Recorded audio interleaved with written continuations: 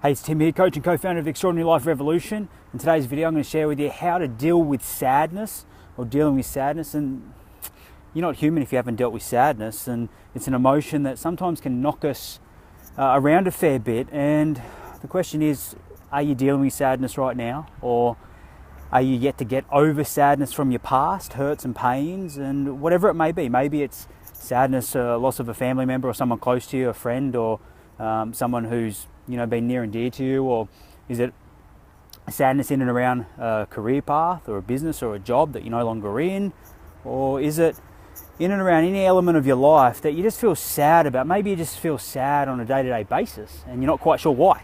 And I want to give you a little bit of clarity, a little bit of guidance in this short video, this Facebook Live, in and around how to deal with it, because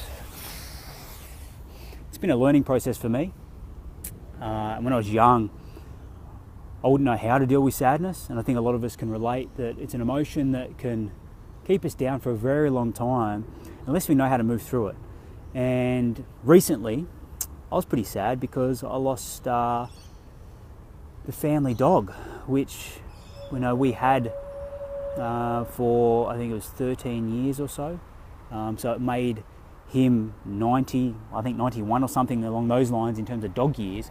And his name was Georgie, or George as we called him, and he was a black cross Kelpie Labrador, and it was really sad to see him go. He got to the stage where he just wasn't, he was getting crook and sick every couple of weeks, and it was just time to say, hey, enough's enough. So we got the vet to come around and put him down, and it was really sad. And I hadn't experienced a passing of a pet before, so as I sat there and watched Georgie sort of be put to rest along with some of my family, it was sad, and I shed a tear, and it made me start to think about, how do you deal with sadness, and what were the steps that I took to move through that relatively quick. And you might be saying, oh, it's only a pet, but if you've dealt with it, and I've spoken to a few people about it recently, that it hits home, because if you've ever had a close pet, or maybe you do now, they are like a family member. And hey, Neal, thanks for jumping on, mate. And how do you deal with it? Well, I think the first one is permission. Permission to deal with sadness, and that sadness isn't weakness, and we all have a right to be sad about anything that we like. So I think the first part of this, how to deal with it and what to do with sadness, is just to honour it. Honour that emotion. Hey, I'm sad. And just know. And not try to push it down and suppress it and get over it too quickly and pretend it's not real, and just be busy in distraction so you don't have to deal with it, because it'll keep popping up. And if you're currently dealing with sadness that maybe from your past, maybe weeks, months or years ago, the question I've got is, are you suppressing it? Have you really felt through it? I've worked with people, and I used to be one of these people who wouldn't just cry, wouldn't shed a tear. That was just the ultimate sign of weakness. And it didn't help me. It didn't help me grow as a person. It didn't help me understand emotion. It didn't help me become a better man. And if you're somebody out there, man or woman, who just won't cry or won't shed a tear, then the challenge is to do that, is to put yourself in an emotional state to be able to move through that sadness, shed a tear if need be, see it as a sign of strength that you're able to move through that sadness, and that'll allow you to move forward in your life quicker. So the first step is to just give yourself permission. The sadness is okay, and there's going to be times in our life where we do get really sad. It's part of being human. It's part of the magical emotional spectrum of being human. And then the second piece of the puzzle that I thought about, which I think will really serve you here, is shifting your belief. Shifting your belief that keeps you stuck in sadness. Now, if you're feeling sad, and you have for a long period of time, then you want to ask yourself, what beliefs am I creating around the sadness? So maybe around the family pet.